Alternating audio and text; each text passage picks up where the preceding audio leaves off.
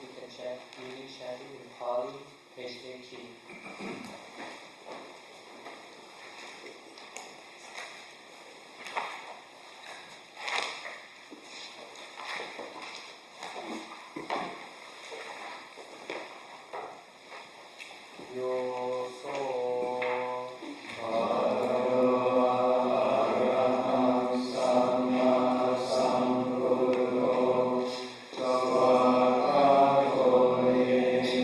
Bhagavato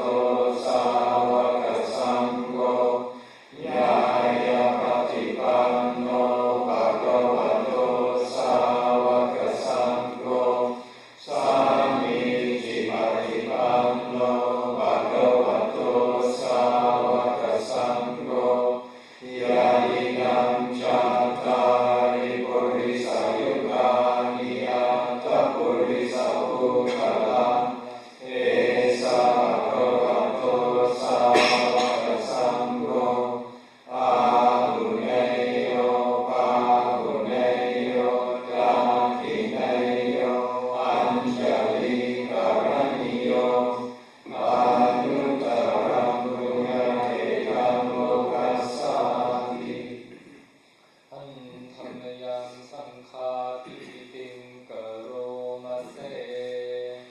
Saradhammajo supatipati gunati yutto yotadiko ariyapungala sanghaseno siladi dhamma pavarasayakaya citto vanda maham dhammariyam raganam susrutam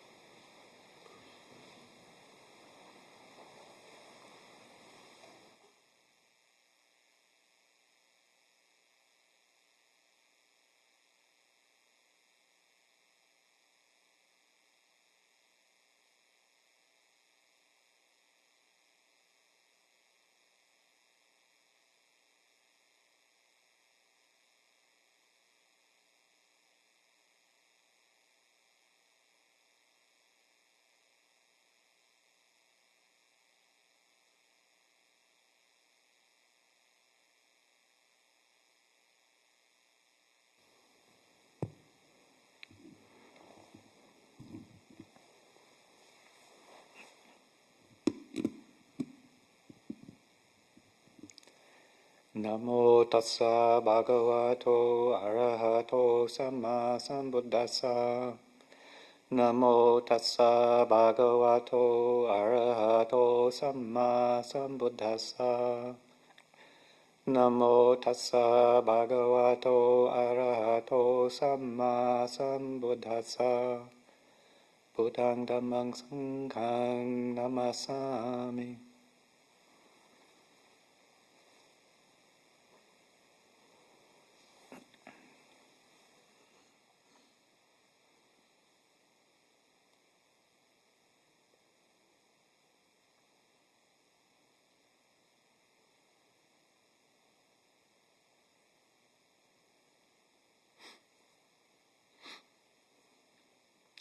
So I've been asked to give a evening reflection tonight, and it was hard to refuse as it's the occasion of my birthday, and so it wouldn't seem right to say no.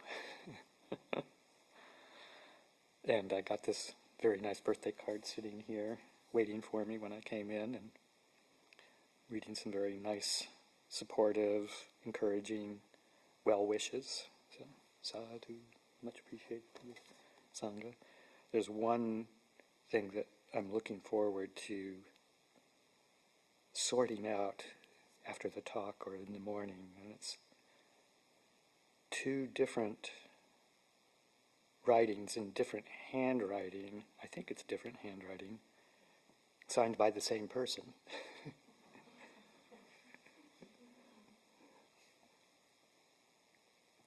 See what Samanera Janindo has to say for himself after the talk. Anyway, they're both nice. I really appreciate them. Anyway, sadhu, thank you.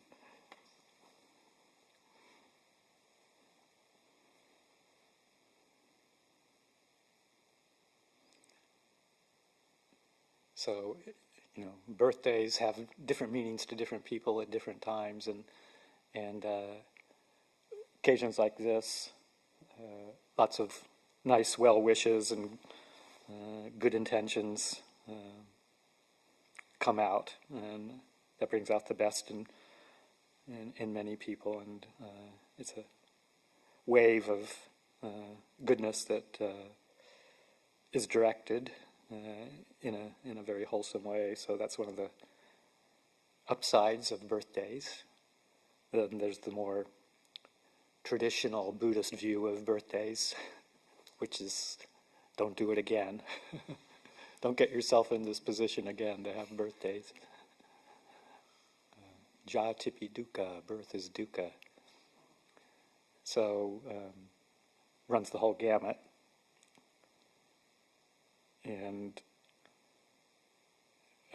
something that came to mind was a comment from Ajahn Sucitto recently in an email, because I had emailed the Sangha in England, where I had been spending some time, to let the folks know that I wouldn't be coming back there for the Vasa as originally had planned, because I needed to get some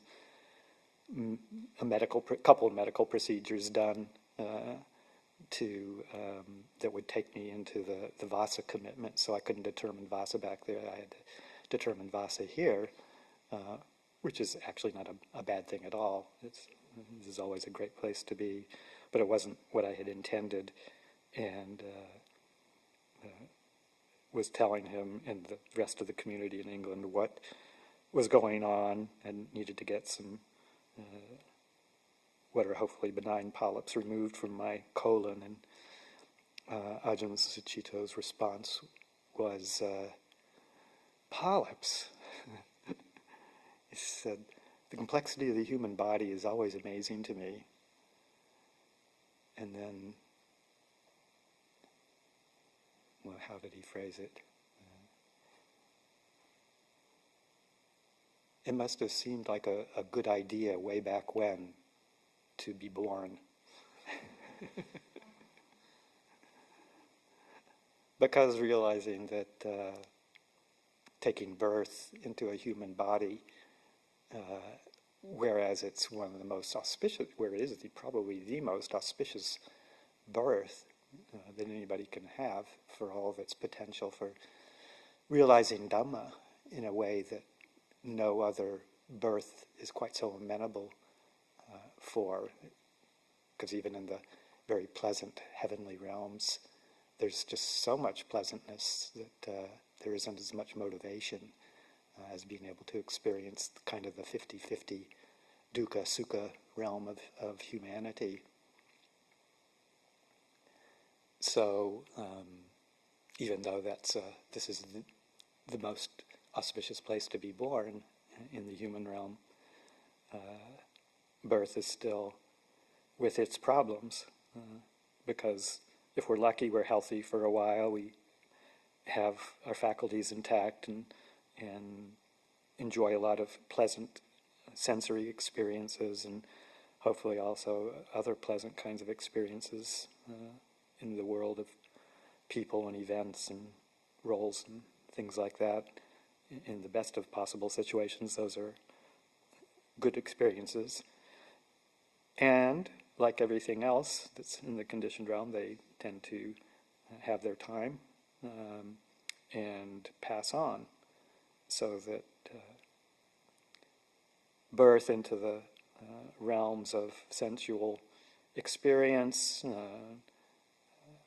becoming anything, whether it's in our roles and responsibilities or the ways we establish ourselves in the world, anything that's in the realm of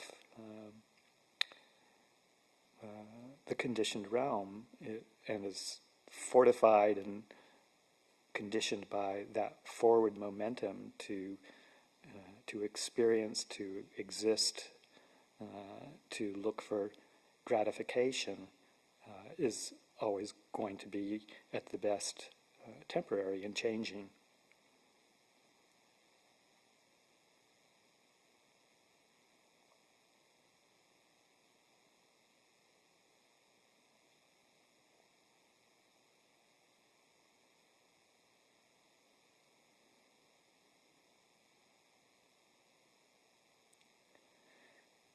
And there's all sorts of ways that we get born into our experience. It's not just physical rebirth, but birth into our daily activities, our daily routines, our habits that we've developed over God knows how long, the mental habits that keep on getting us born into greed, hatred, delusion. Those are the mental habits that keep us getting born into pleasant, unpleasant, and changeable experience by taking refuge in those tendencies of mind to seek gratification and to avoid discomfort and to generally be confused. These are the underlying tendencies that keep propelling us into birth during this very life. Birth, rebirth, repeated rebirth into the world of experience, eventually resulting in something that's unsatisfactory when it changes.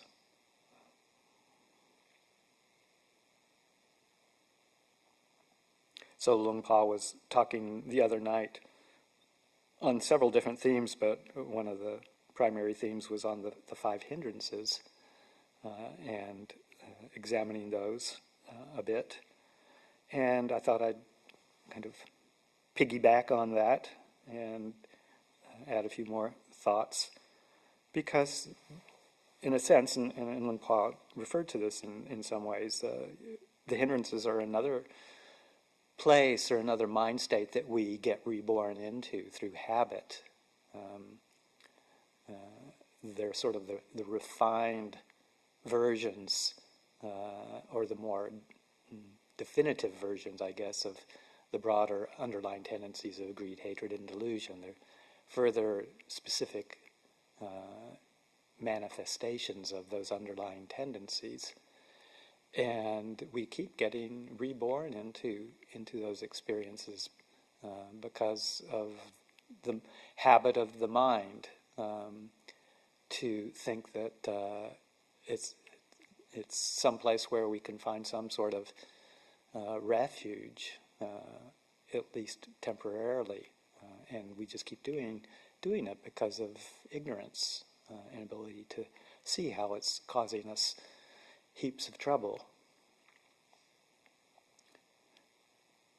And so the first hindrance of sensual desire, kamachanda, is the obvious one in terms of that natural human tendency to seek pleasure in the sense world, and how if we really look at it closely, if we take the time to look at it closely, we think we're moving to get something that will give us pleasure, but the actual quality of mind during that process of looking out of the sense bases, seeking some sort of gratification, how that is fleeting at best, temporary at best.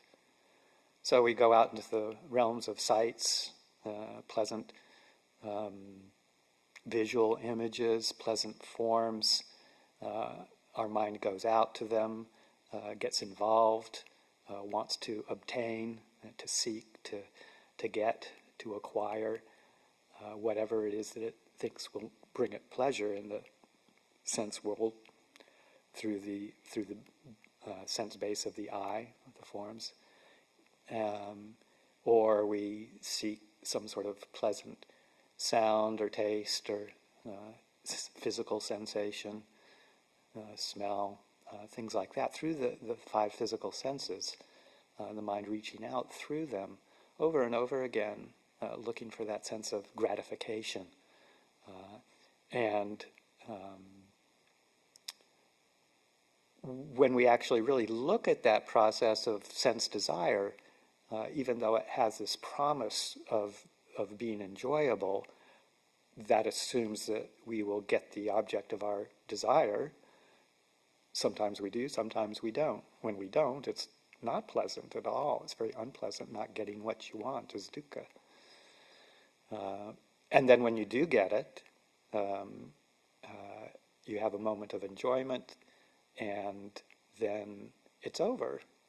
And the sense desire is momentarily gratified, but it doesn't last. Soon the desire rises again and goes to take another object for its gratification through the senses. So when you think about it, sense desire is, you kind of have an interest in a thrill around it, but it's ultimately agitating.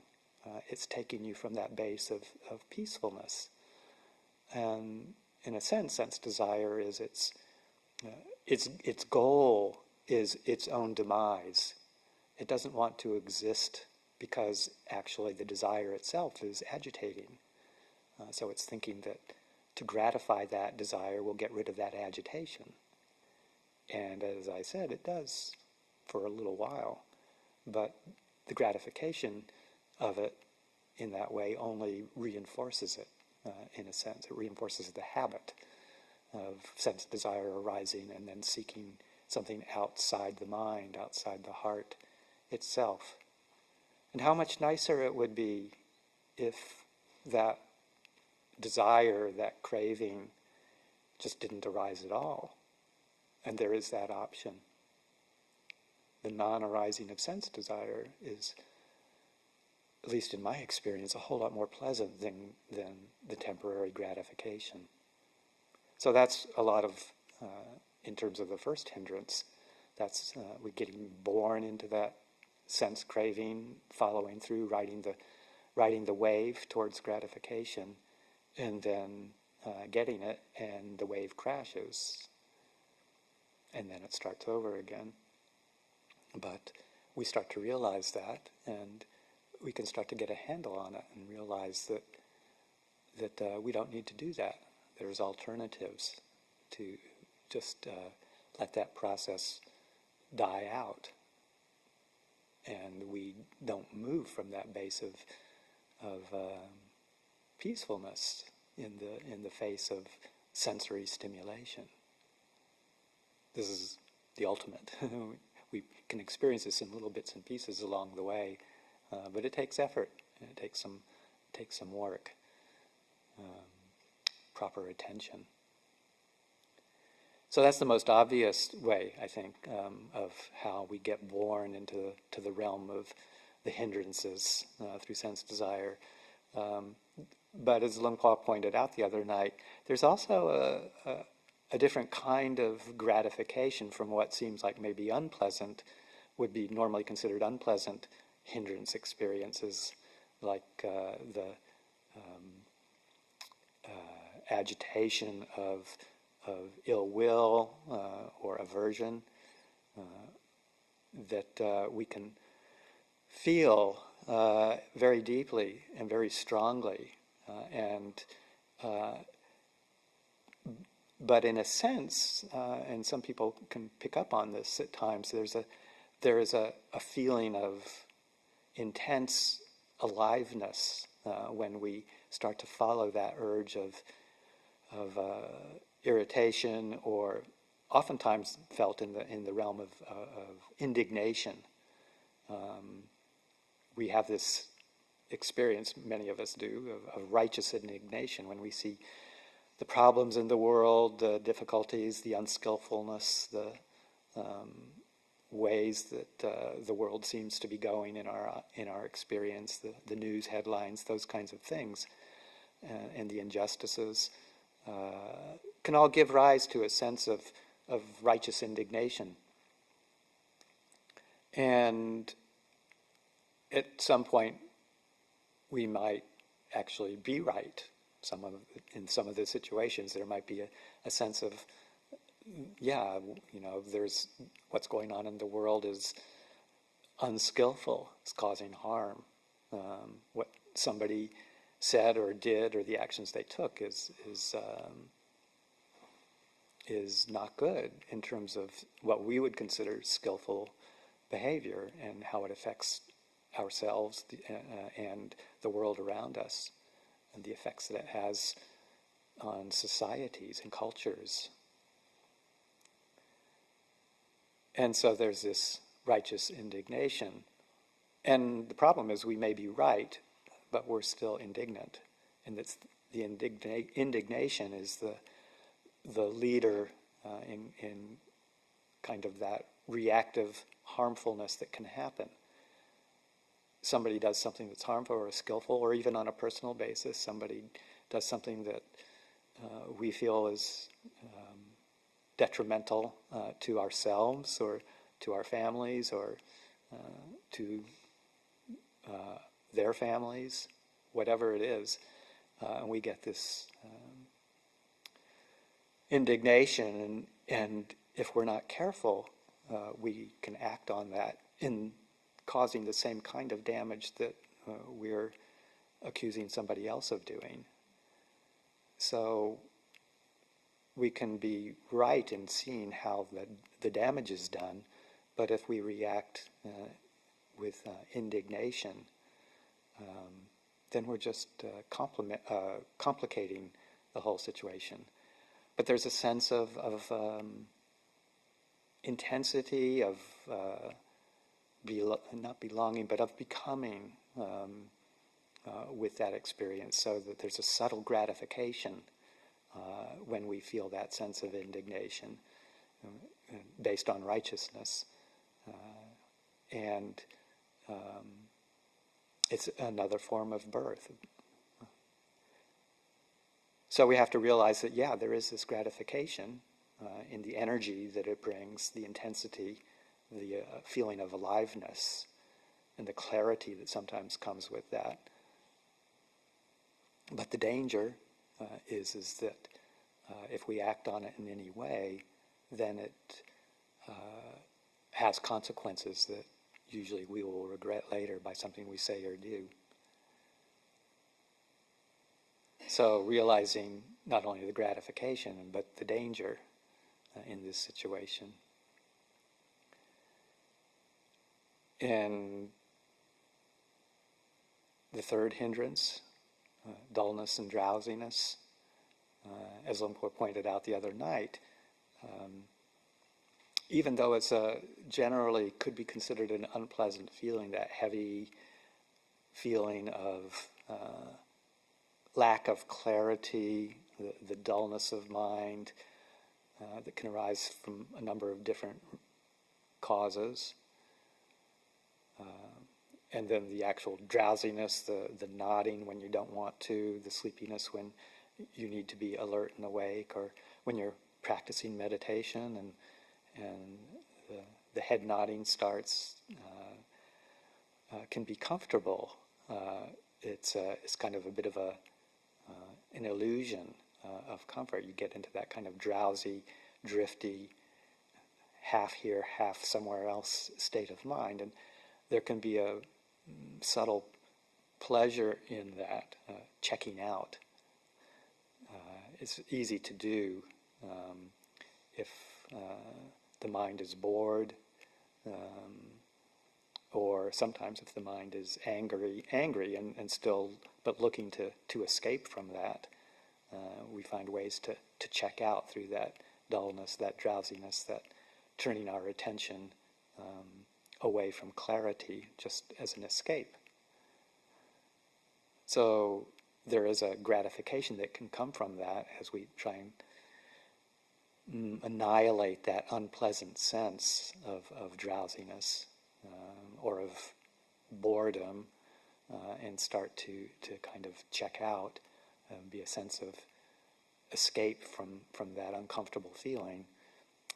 But the danger is that it can lead to full-on collapse, and it just reinforces that state of mind. It compounds upon itself, as opposed to the bright, alert, awake, attentive, fresh, clear mind that is its opposite.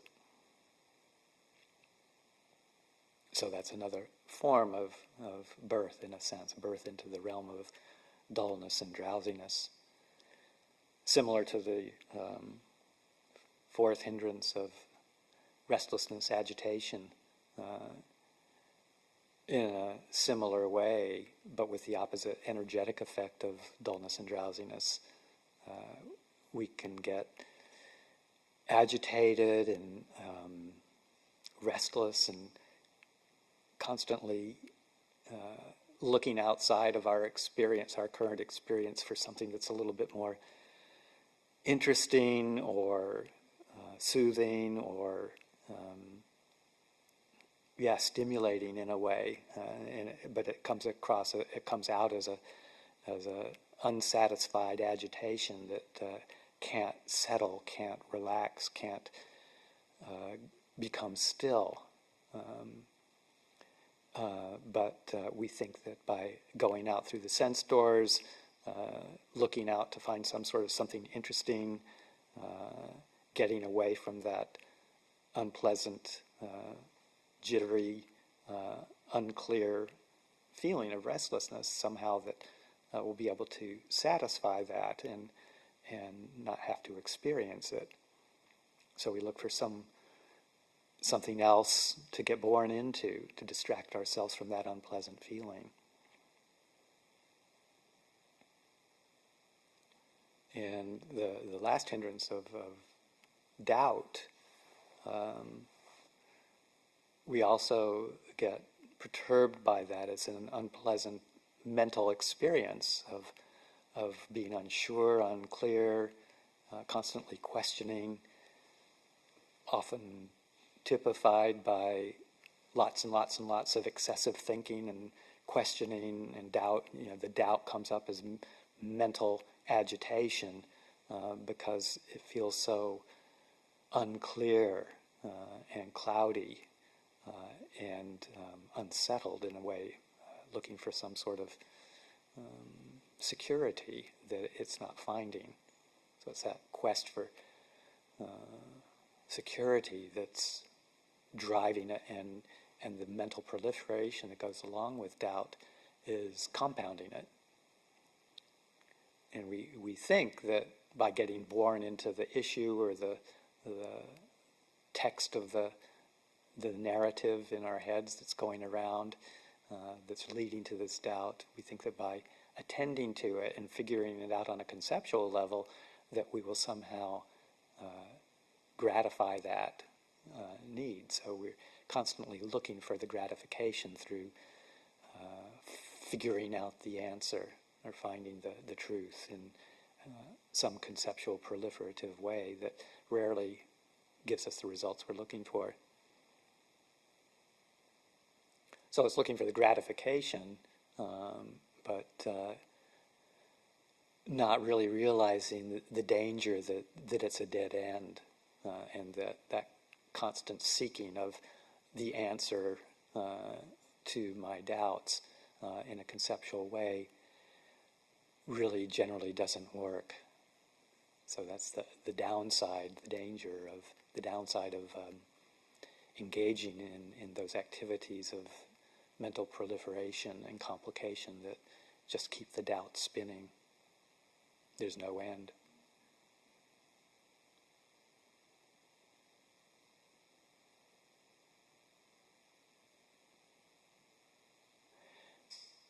So the antidotes to those, are really take some concerted effort. We have to realize them. We have to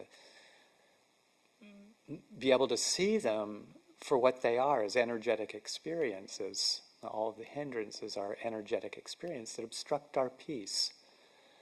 And there's many approaches to finding the antidotes to those, but the first step comes with really understanding how it is that we get absorbed into them in the first place, the underlying conditions that support that, through examining those energetic forces on a real experiential basis and allowing ourselves to feel the energy underneath that feeds those mind states. It's not so much in the thoughts or the stories where the real discomfort lies. It's in the actual bodily experience, the energetic experience that's really unpleasant, and that's what we're trying to get rid of by the ways that we usually think will give us the gratification that will make it go away. But we really need to drop the story and the conceptualization of the hindrances and allow ourselves to actually feel the feeling, the bodily tone. All of these hindrances are really experienced more clearly on a deeper level that begins with tuning into the bodily energy, the bodily experience of what the hindrance of sensual desire feels like, or the hindrance of anger or sloth and torpor, dullness, drowsiness, or agitation and restlessness, or the wavering doubt. These are all, as you can, just from the words that describe them, their definitions, they're energetic experiences. They're not ideas, or at least they don't have to be kept at the level of ideas. We bring them down into bodily experience and get to know them on that level. It takes a little bit of bravery to do that, because we're trying to get rid of that unpleasant experience for the most part in some way, and we have to accept that it's an affective experience, and the only way we're going to understand it and start to have an approach to dealing with them is by experiencing the truth of the unpleasantness of them and the fact that they are a hindrance, the hindranceness of them, in a sense, how they obstruct us and keep us from that peacefulness that we're all looking for. Also, because the hindrances are what, when they go into abeyance,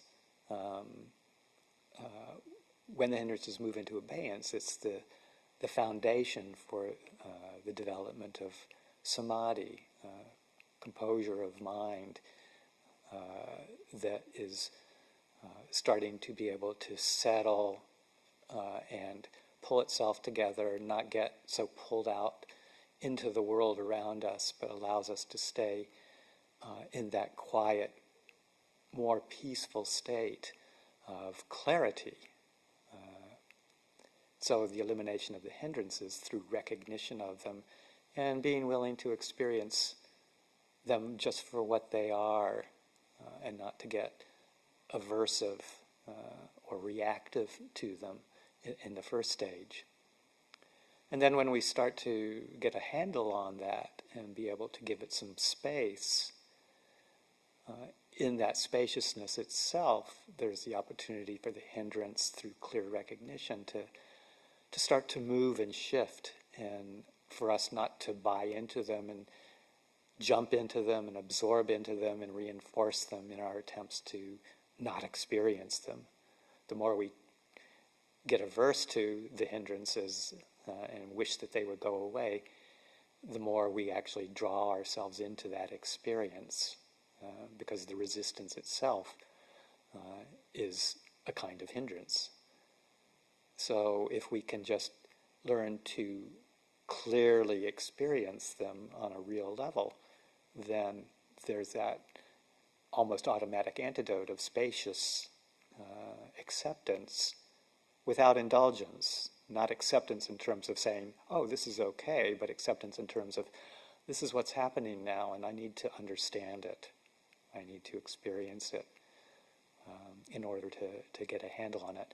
And not to get rid of it, not to push it away, but to expand my ability to hold it and give it the space it needs to be clearly seen in a way that doesn't reinforce our attachment to it, either through wanting or wanting to get rid of.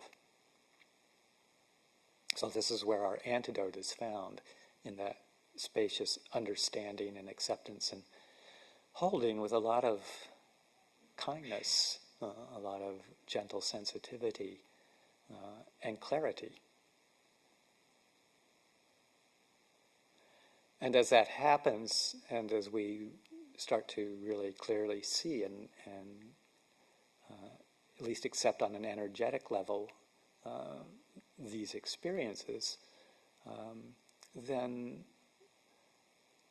as they start to fall away through that clear recognition and spacious holding, then their opposite qualities will start to arise. And then we can consider those and cultivate those by recognizing them, feeling the energetic experience of their opposite qualities, and finding ways to remind ourselves that we can substitute those antidotes for the hindrances in their early stages, or even before they arise altogether. So, it's a contemplation that I've encouraged a lot. You've probably heard it before, but I repeat it to myself a lot, so I'll repeat it to you again too. That, consider the alternative, say, to sensual desire. What does it feel like when the mind is free from craving, from sensual desire, from that outward movement towards a sensory object to get it? What is it like when the mind is free from that? Think of words that describe it for yourself, but for me, words like content, contented, at ease, peaceful, unagitated, or not moving out. Contented is probably the best word I find as a single word. So you can actually say that word, okay, what's it like to be just contented, being quite happy with just the way things are, not wanting anything. So contented, what does that feel like?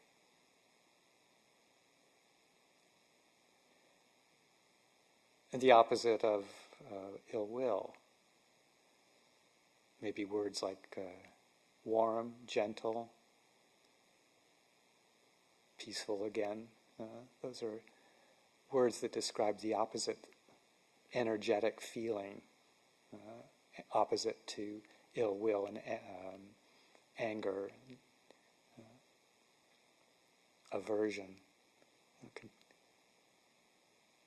that sense of warmth and openness and broad appreciation, kindness. What are those words? What are the affective feeling that those words bring up when you say them to yourselves? The opposite of dullness and drowsiness would be something like alert, cool, awake, bright. And the words that those, or the effects that those words make in your mind. What does that feel like? Refreshed, energetic, alert, cool. The antidote or opposite of restlessness, agitation, would be something like still, pristine,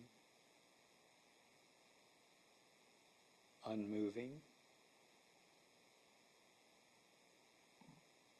stable. Those are affective words, descriptions of energetic states that are opposite to that restlessness and agitation. And then for doubt, maybe some opposites, words that describe the opposite feeling of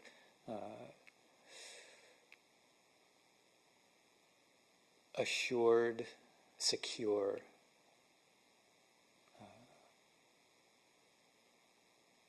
Secure is one that comes to my mind. Confident, it's another one. So what is the feeling inside that those words bring up? We can use those as antidotes.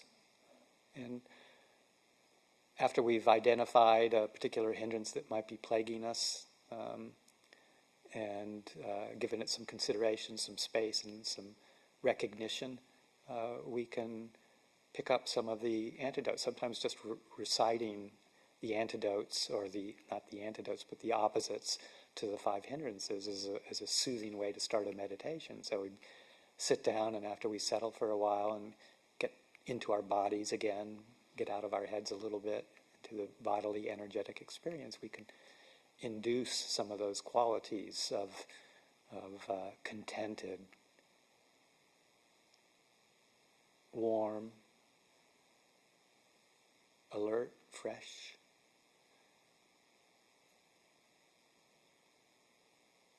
still, and secure, confident. And see what introducing those words that describe a felt sense that are representative of being free from the hindrances. And with that possibility of a mind state without hindrances, if we can pursue that, and if we can reinforce that, then we can start to clarify the mind, bring it to a state of alert clarity and contented spaciousness, that where the mind stops going out and seeking birth into the world around it. It develops a sense of composure and over time an unwavering wish to just stay there, and the ability to stay there through maintaining that absence of the hindrances and attending to that in a very active way, and letting the mind just gather around the qualities that arise in the absence of those hindrances. And that's when the mind starts to pull together in what we might call samadhi, which is that clear, pristine, alert, very mindful and open and clearly comprehending, seeing things in their clarity, not in a super narrow way that's excluding all the world around us, but one that's both stable and still and composed, but all-around awareness, with all-around awareness.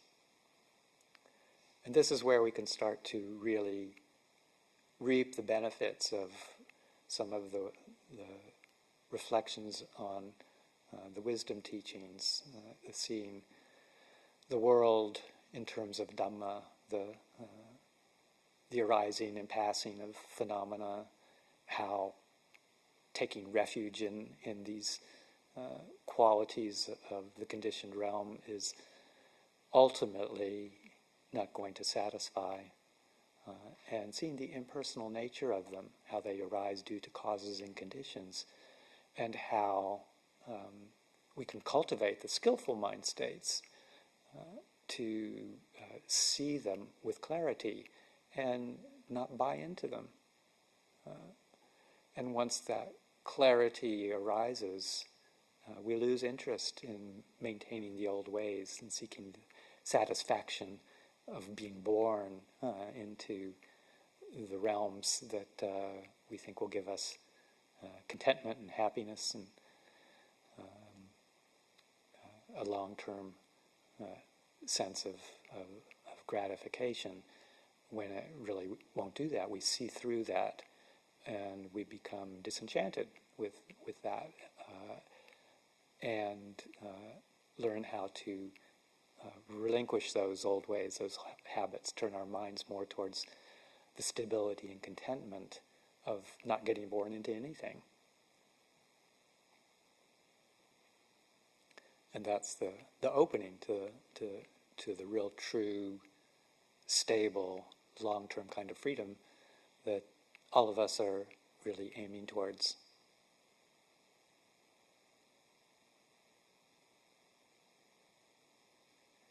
So those are just a few thoughts about getting born, not getting born, and kind of dovetailing a bit on Lumpaw's exploration of the hindrances in his last talk as well. So leave it there for tonight's consideration.